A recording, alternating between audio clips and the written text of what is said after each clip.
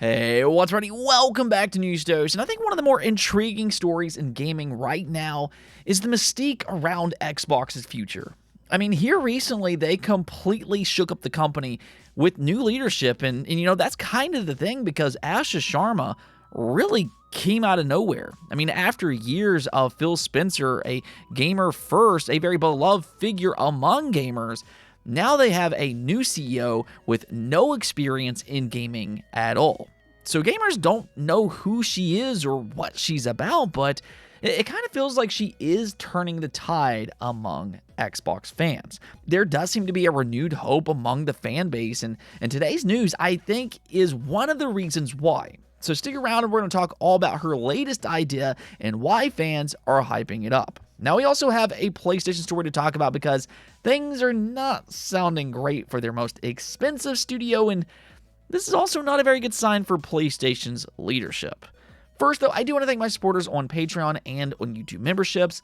Thank you just so much for what you do, and you will receive this video through early access. Let's go and get right into things, though, starting off with Elden Ring on the Nintendo Switch 2.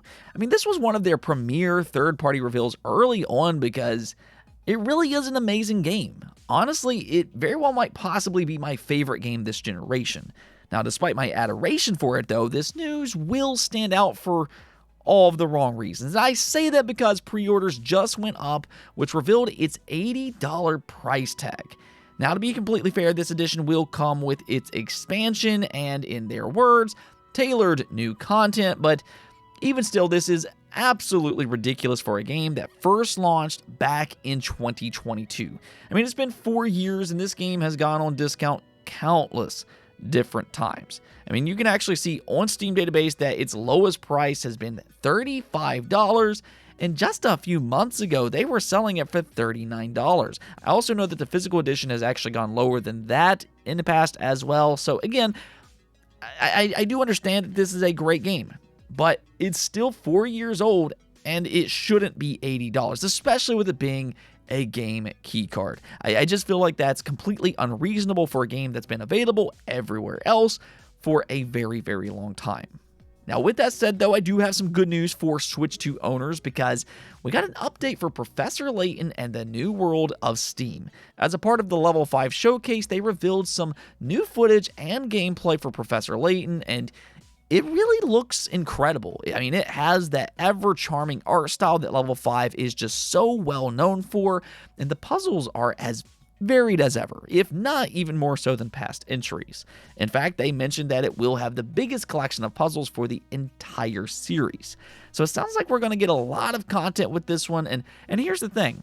For you longtime Professor Layton fans, they also confirmed that the story will take place 1 year after Unwound Future. So this is not a reboot of Professor Layton, it is in fact a sequel. However, they did drop one major surprise, and that's that it's not a Nintendo exclusive. It is also coming to the PlayStation 5 and to Steam in 2026 simultaneously, which I think is a great decision for them. While I do think the Switch 2 will be its lead platform given the series' history on Nintendo consoles, but this will give them more opportunity to find success elsewhere, and I do believe, especially on Steam, that it could find a sizable audience there as well. Maybe not necessarily immediately, but over time, if it's a good game, I could definitely see it growing considerably on Steam. Oh, and Nintendo announced a few new retro games for their Nintendo Switch online service, and you can see them here. It includes Pac-Man being the big standout, but then also the Tower of Draga and Mindell Palace. Now, I'll be honest, I've not played either one of these games, but interestingly, Mindell Palace is Game Freak's first game. I mean, obviously, Game Freak went on to make Pokemon Red and Blue, and, really the rest is history from there. But if you ever wanted to see where they got their start, then here's your chance with Mindell Palace. So I think that's pretty cool, and it's really one of the things that I do like about Nintendo Switch Online. It doesn't always get the biggest games, but it does get some hidden gems from time to time, and maybe this will be one of those games. All right, now let's go talk about Xbox, though, because this is actually really cool, but I also think that it's familiar, which I'll circle back to here in just a moment. But what's happening here is that Ashish Sharma revealed that they created a new team And you can see here where she said, "We stood up a dedicated team to focus on fan feedback. Here are a few achievement updates rolling out today, more coming soon." Now, of course, we talked about the achievement update a few days back, but if you missed that video, they are revamping the achievement system, which includes the highly requested Xbox version for Platinum trophies.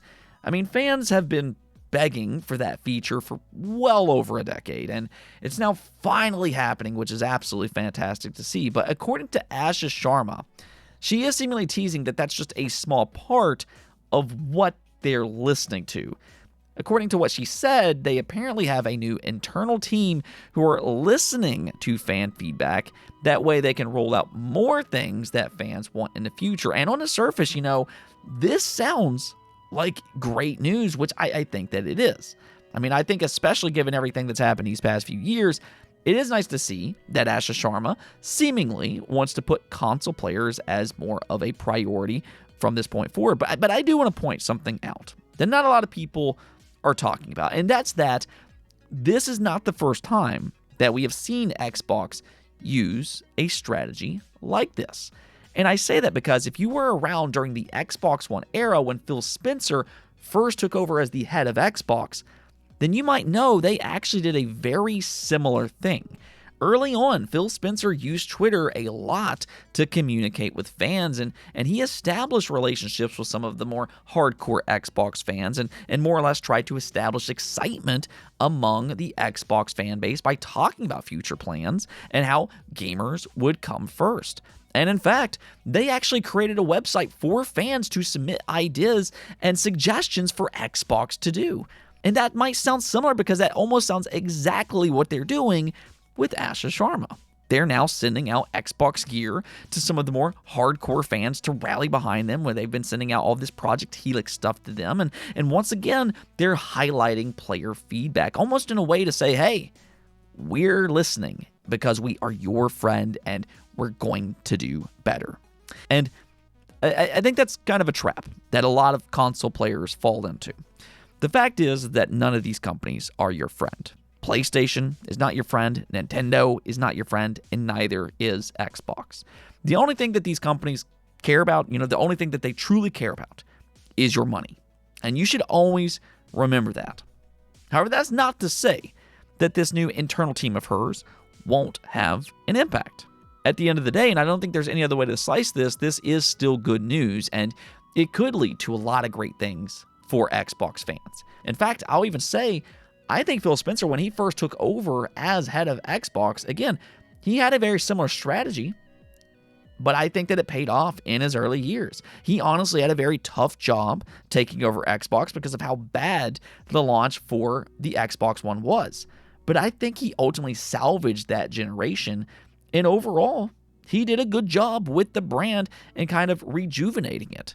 It really wasn't until just the past couple of years that I think his vision fell off. But personally, I still believe that a lot of that is because of the Activision Blizzard acquisition and Microsoft's increased pressure on the Xbox brand to get a return on investment. I mean, even though Sarah Bond has kind of become the scapegoat for them, I do believe that a lot of the blame falls directly onto Microsoft's upper management and the pressure that they applied onto the Xbox brand. Regardless of what happened, though, it seems like they are starting to realize that they need their hardcore Xbox console fan base. And in order to do that, they will need to listen to their feedback. So even though I'm being a little bit all over the place when it comes to this topic, I do believe today's news is a great sign for their future. All right, now one more thing before we go, though, because Sony's most expensive studio definitely seems to have a problem, and I think because of that, I think this is also a problem for PlayStation's leadership, or more specifically for people like Herman Hulst, who signed off on the Bungie acquisition. I mean, it always kind of felt like Sony overpaid for Bungie. A lot of people said that as soon as it was announced that they acquired them for $3.6 billion, and I think that's a bad look for Sony because gamers saw this well before their highly paid leadership. I mean, really, ever since that acquisition, Bungie has been nothing but a headache for Sony, and now seemingly Marathon is a flop as well.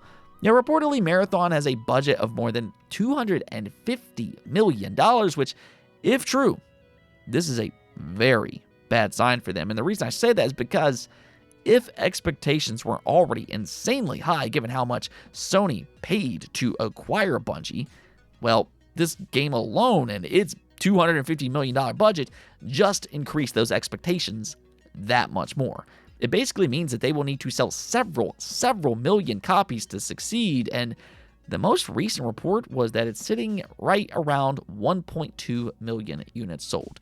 Now, that's not necessarily a bad number for some games, but again, when you have a budget of $250 million and your studio cost Sony billions of dollars to acquire, well, then yeah, that's a completely different story. And that's the thing, because technically, live service games are expected to make money over time with a big user base. But if you look at the Steam charts, which that's where about 70% of Marathon's fan base is, the numbers have already dropped all the way back down to about 25,000 daily peak players. So it goes without saying that's probably not a great sign, and I don't know. If this game does not succeed, I really don't know how Sony can continue to back some of their leadership that signed off on the Bungie acquisition and just all of these different live service projects. I mean, they, alongside Jim Ryan, has really set PlayStation Studios back by years and years, and now their most expensive acquisition ever, if anything else, doesn't seem to be doing great. I mean, it's kind of ridiculous by this point, but I don't know. I guess we'll just have to wait and see what happens. Anyways, though, that's going to be it for this episode. But until next time, make sure to subscribe, ring that bell, and peace out.